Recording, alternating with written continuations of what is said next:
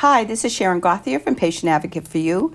This is Senior Moments, the monthly show that we have. It's an educational series that we are bringing to the community. We talk about anything that has to do with seniors. Today, I'm honored to have as a guest Julia Julia Remia. Julia is actually the executive director of Arden Courts, and Arden Courts is a memory care community in Connecticut, in Avon. And I've had the pleasure of having some clients that I've brought to your community, along with the one in Farmington. And I thought it'd be a great opportunity to talk a little bit today about dementia, what a memory care community is, because when people think of a locked unit, their concept is probably much different than it actually is. So welcome to the show. Thank you for having me. Yeah. So if you can talk a little bit about, first of all, your background and how you got involved with getting to Arden Courts, because I know you haven't been there forever, and you were a patient advocate in a major hospital. A little bit about how you got involved with the memory care community. Well, dementia has actually been my passion since the mid-90s. When I was in college, I was asked to do a research project with one of my professors on the social and psychological impact of Alzheimer's on the family. Really? Back in the 90s? Back in the 90s. Wow. Yep. And it sparked something in me because dementia comes with such a negative connotation, and people don't know what to do when that individual starts losing their memories and can't remember who the friends are, and so these couples very often find themselves isolated. So it sparked something in me, and I've gotten involved with the Alzheimer's Association. Yep. My purple streak is for Alzheimer's Association. Yep.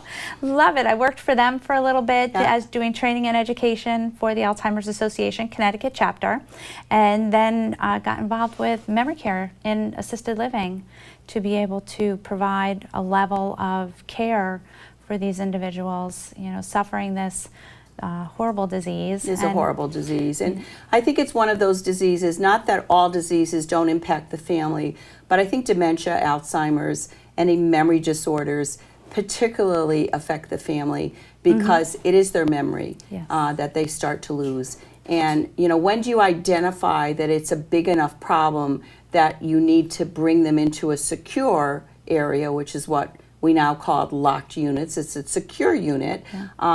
And what I like about Arden Courts versus some of the other communities that are out there that might be part of an assisted living is a couple things. One is, I think that they've did themselves a big service by bringing in 24-hour nursing. Absolutely. Because in most of your assisted livings that many people are familiar what an assisted living is, that isn't the case. They don't have 24-hour nursing.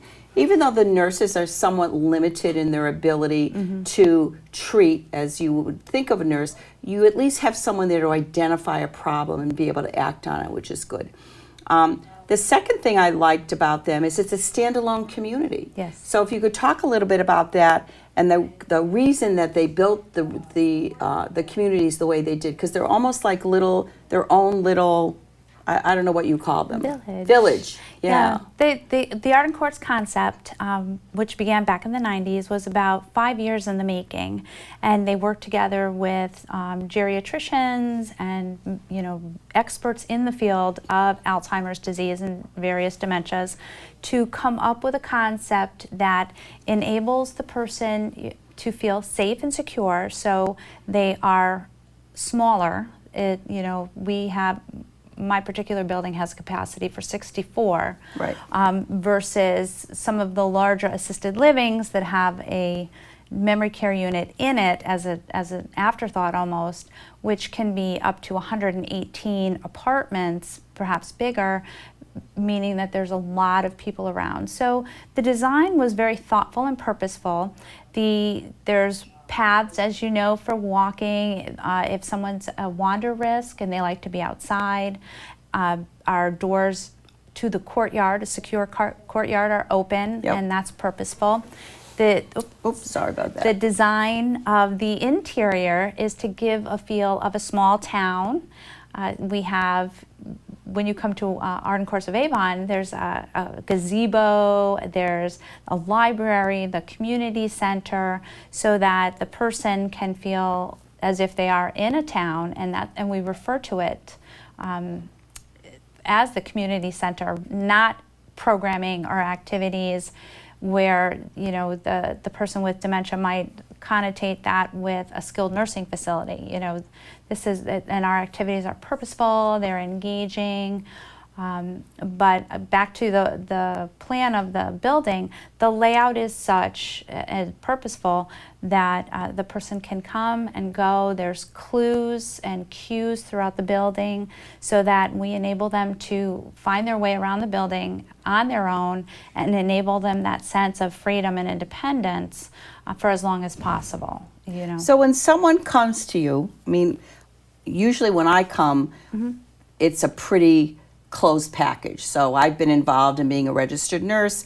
I usually have a really good idea of exactly what's going on with my client, and know that the need is there and know that it's an appropriate setting for them to be in. But talk to me a little bit about when a family comes to you and they have concerns, like what are they looking for, and what do they need to look at that this is an appropriate setting? Because just because you have the diagnosis of dementia, a memory disorder, no matter what level it is, it's not necessarily everyone who has the disorder needs to be in a secure unit. Correct. Right. Correct. When a family comes to us, the first thing that we talk about is the situation. What is the situation? What is happening at home? Is the person in any kind of danger, in the sense that perhaps in cooking they've started a fire, or they're going outside, they're up all night, the caregiver is really struggling with managing behaviors.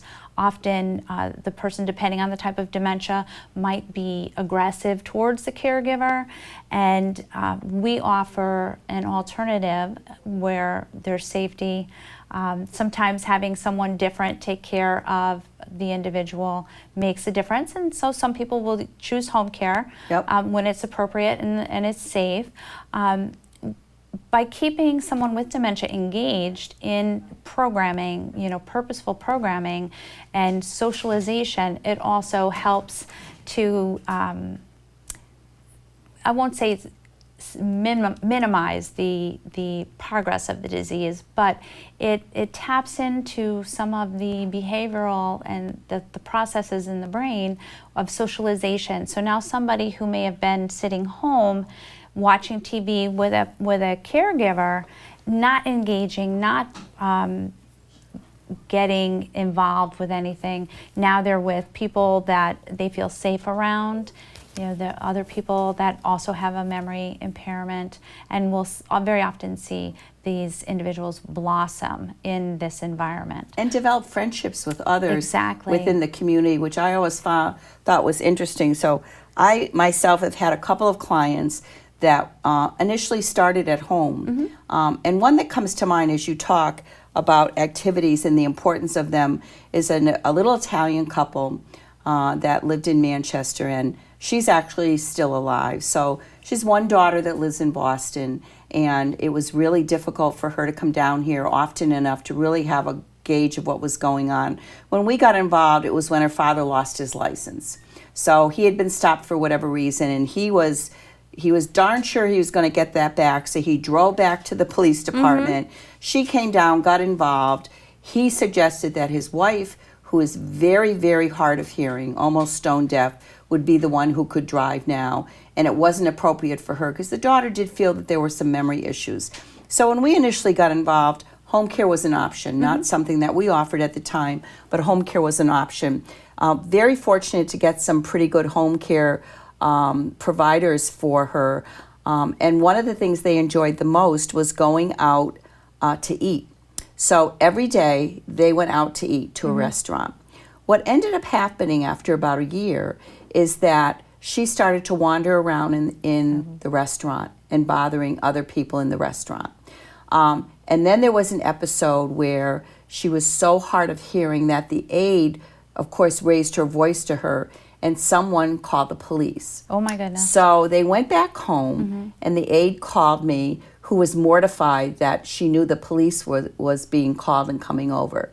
So I went over, and my first comment to calm the aide down was, look, thank goodness there are people out there, good Samaritans, that have that sense that they feel something is wrong, because what if there really was something wrong?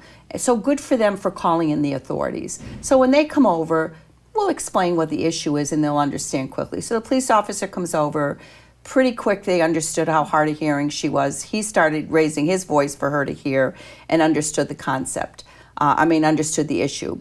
But here was the bigger problem. She's now confined to being in the home, right. Which was not very nurturing for her and wasn't much of a life.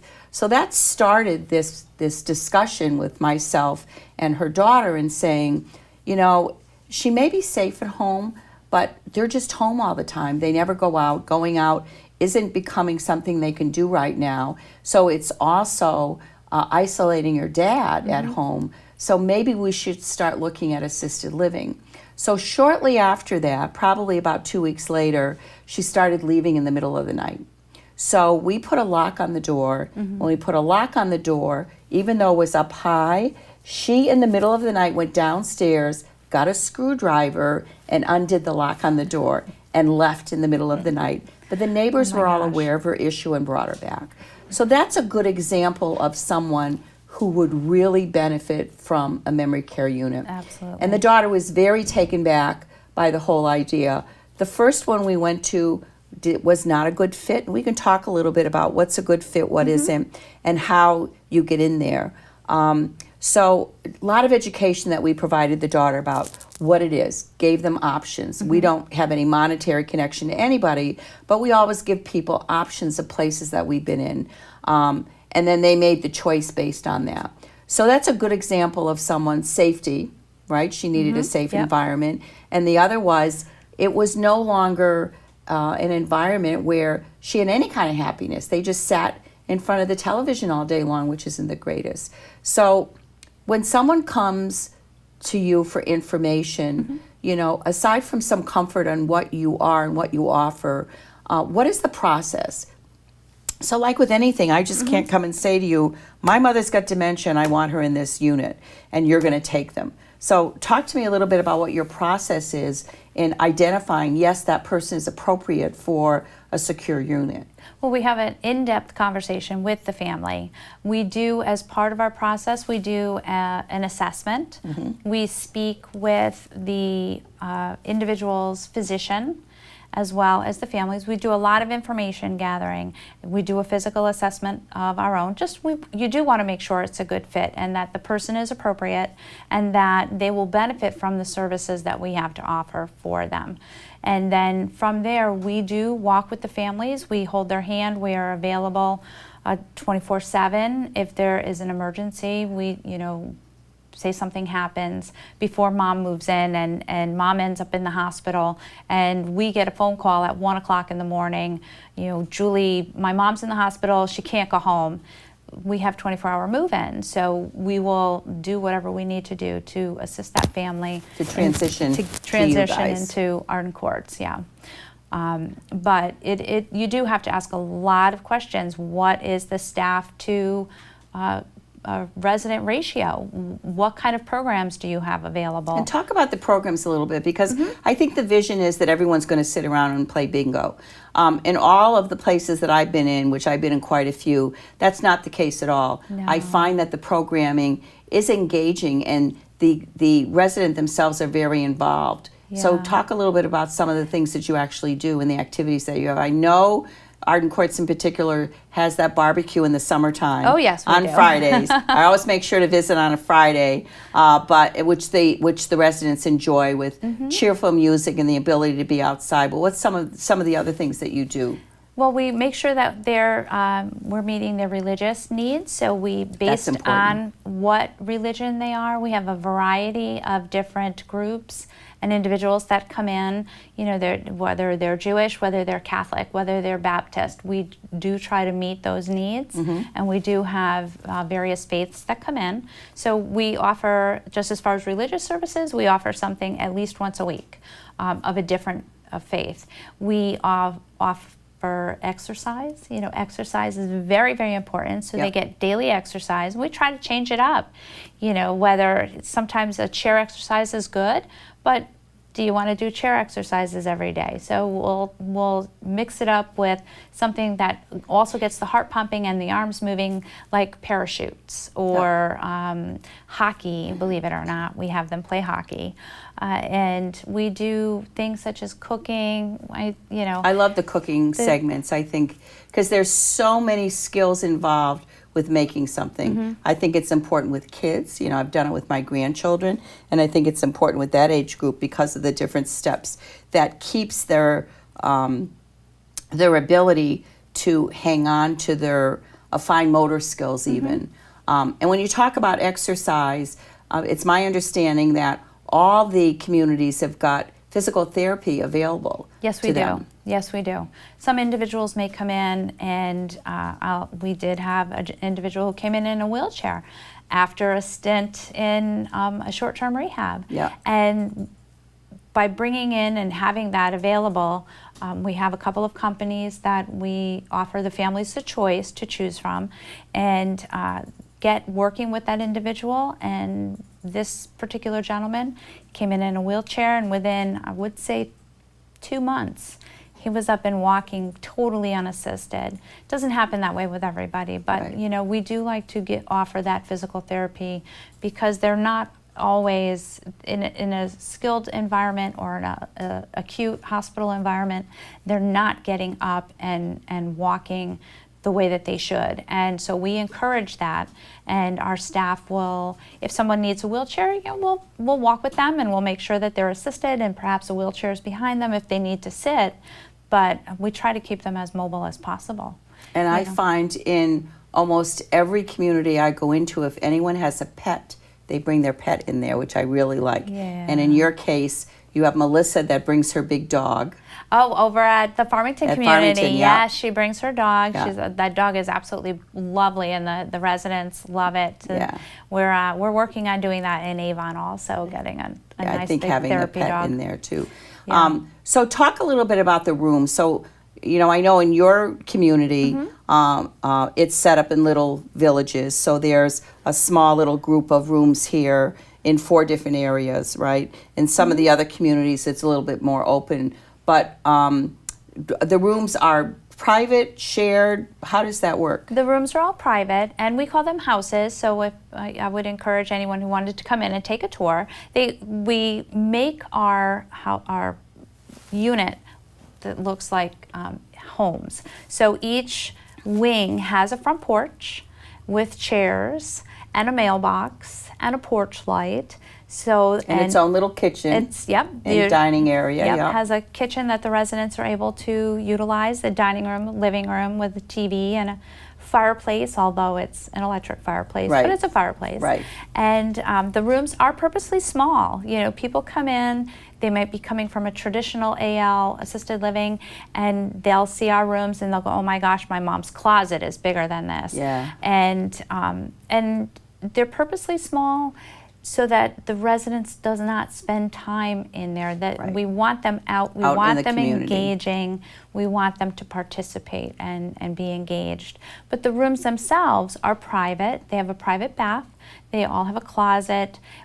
We provide all the furniture to assist with that transition from the families. And I found that interesting because not all assisted livings do that. Most don't. Or memory care communities do that. So I think in some ways, like when I moved the client that we had into one of your communities, it was a surprise to me that it was furnished because she already had a 2-bedroom apartment. I'm thinking, what are we going to do with it? But it was easy in some ways. It's like, oh, we can just transition. So that allows someone, if there's a real issue, to get them in there quickly. And can they come in respite? Yes. And explain a little bit about what respite care is. Well, respite care, and there are some grants that are available in the state of Connecticut through the Alzheimer's Association and the Agencies on Aging. Respite is designed to give that caregiver a break because while you want to keep your loved one at home, some of the behaviors that go along with the various types of dementia can be challenging, including someone being up all night. And so that caregiver is not getting a whole heck of a lot of rest, and then their health then suffers. So we offer, from a minimum of a week, we do ask that people come and stay with us for a week, and it's primarily for the residents' sake. You know, with that dementia, you're bringing them into a new environment, and if you leave them there for only 2 days or 3 days, it's too confusing. It's very detrimental to their health. So we'll offer anywhere from a week and up to a month, 2 months of respite. You know, we've had people come and stay with us for 3 months. So if someone's going away on vacation for a couple of weeks and they're concerned about them being the caregiver they now have, and most of the communities, I think, have respite, which is really good to have. When you mention the Alzheimer's Association, I will make sure that Howard finds the 1-800 number for Alzheimer's Association, because when I did have someone on a radio show, and we had the radio show going, come and talk to us. It was Nora Duncan, actually, from AARP, who came and talked to us a little bit about the caregivers in Connecticut, that there's like 500,000 of them in Connecticut that are unpaid caregivers, and that people really aren't taking seriously the dynamics that's going to be involved with caring for people with memory issues if we don't get a handle on how we're going to be providing care for them, because it's very costly. If you don't have long-term care policies, which we can talk a little bit about the costs. But one of the things that I definitely have heard a lot from families about the Alzheimer's Association is that 1-800 number has really been a salvation for many of them. And they've told me that you can actually call at 2 in the morning and talk to someone, which was pretty amazing to me, because it's very frustrating. I know for us now providing caregivers in our particular practice, which we didn't do before, when we have a live-in, we insist that we have at least 3 people that are sharing that live-in situation for someone with dementia, because it's very challenging, it's very tiring. If they happen to have a night that they're not sleeping, you're dealing with repetitive language and questions, which, you know, is cute when you're 3, but I think when you're 90, for whatever reason, it isn't taken the same way, and it can really be taxing on you. And having that background that you have must be very helpful in the position that you're in. I think it is. I'm able to offer the families, you know, places for resources, and, you know, Arden Courts, we pride ourselves on our dementia experience. I mean, we've been doing it for well over 20 years. Everyone who comes to work for us must have a passion. They must have experience.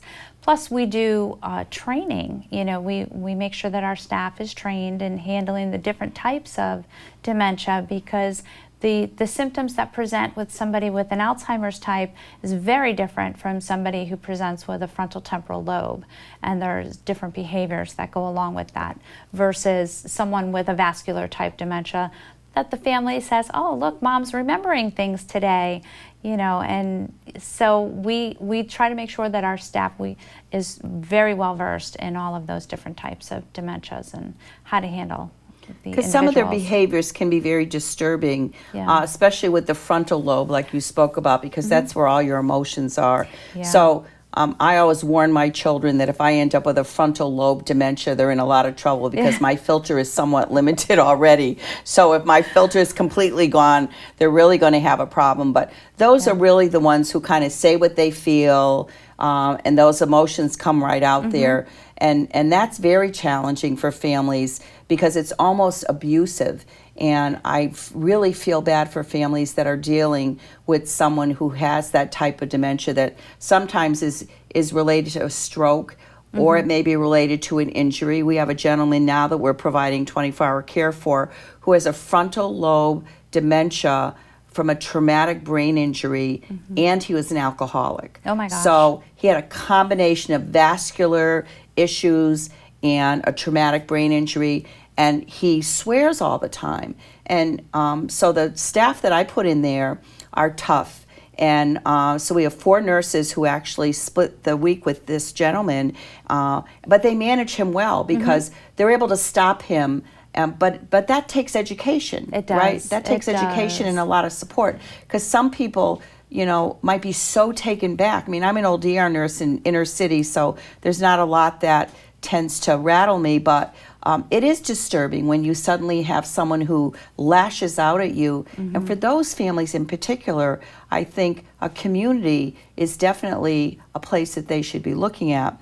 And usually by the time they come to you, they're pretty spent, I would think. They're pretty emotionally spent. Yeah. So let's talk about cost. So care in this country is costly, private care. Yeah. Whether it's a home care agency, which I've complained in this state for a number of years about the fact that home care in Connecticut is not licensed. It's a registration process, totally out of control. I have complained till the cows come home and nothing's being done yet. My hope is that eventually we're going to be looking at that, because it's really leaving a lot of people at risk for depending upon just hiring anybody, thinking that they can come in to manage people, and usually it's people with dementia.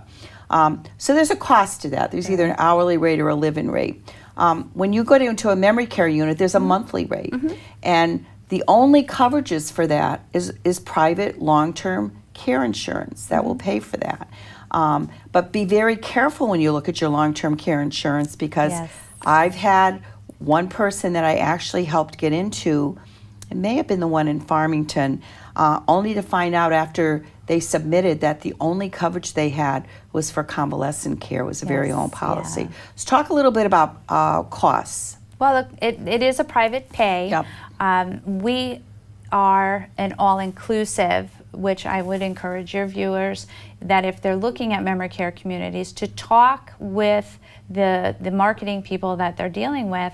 Many communities have what they call an a la carte. Right. So the monthly fee is one rate, and then based on the person's level of care, there's other monies Fees that are are charged. tucked into that. So where we are all inclusive, and So the monthly rate you get is the monthly rate is you the get. monthly rate you get, Correct. and it's we find that it's beneficial to families who are planning out long term. Correct, because then they know what that monthly amount is every month. Exactly, and we the only things we don't cover are going to be incontinence supplies, their medications, and their transportation. But other than that, everything else, they're 3 meals a day. Yeah, that's right. I forgot to talk about the fact that there's mealtime. Yep, we have the 3 meals a day, all of their housekeeping, all of their linens, all of their toiletries, soap, lotion, toothbrushes, toothpaste, hairbrushes, anything just about that you can imagine. The family does not have to worry about bringing that into the community. It's all part of the monthly fee. And we find, especially with families that have kept mom or dad home or Aunt Mary home for as long as they possibly can, and they're totally frazzled, it just takes a weight off of them, because now they don't have to worry about bringing shampoo or linens and buying furniture. Right. Everything, everything is included in that monthly rate. Well, and the cost of having someone home with care, 24-hour care, you're looking at probably $300 a day anyways, minimum that someone's going to be paying for. So to me, the costs are probably comparable for not really the same kind of care. Right. Because there's not a lot of continuity that goes on, I feel, in home care right now in this state, or very little of it that goes on. So you're going to get that continuity. Yep. Which is really important for someone with dementia, correct? Yes, and you'll see And that routine. the routine, that having that same schedule, having the familiar caregivers around them, it goes a long way to making the resident feel safe and secure, and that's really the bottom line. We want them to be safe, we want them to feel safe. Many times people will say, I want to go home, and home isn't necessarily a place. Right. It's a feeling, and so if we can make them feel safe and make them feel secure, then we're... And it's just a huge relief off the family. Yes. So long-term care policies, we know, pay for a memory care unit. They will. And I know that anyone who has that can either call our company if they want, and we can have it reviewed for them, or they can call you guys. So in our last 5 minutes, I just wanted to talk a little bit about where the Avon Arden Courts is. You have one in Avon, which is where? On 100 Fisher Drive. Yep. We're off of Route 10, Simsbury Road, across from Health Checks is Yep. Fisher Drive. And then we also have our sister community, which is in Farmington, and that's at 45 South Road. It's right near the Yukon Healthcare Center. So we're going to put that information up along with a contact number if anyone has any info. I know that you guys do a lot of education out in the community, which I appreciate. I know that people can call because I called you not too long ago because someone stopped in my office and said, my gosh, my aunt or her sister or somebody's in an independent setting who has dementia that's creating a big problem. And my first thought when she asked me was, you know, why don't you get some information? It doesn't necessarily mean they have to come to you, but at least they're going to start with a good basis of what memory care is and what dementia is and what Alzheimer's is. So we'll put that information out there. So thank you for coming. Thank you for having me. Thank you, everyone, for listening. You're listening to Senior Moments. It's a monthly educational program provided by Patient Advocate for You. We are a small care management company that I owned. I'm a registered nurse. Again, my name is Sharon Gauthier, and we'll see you next month.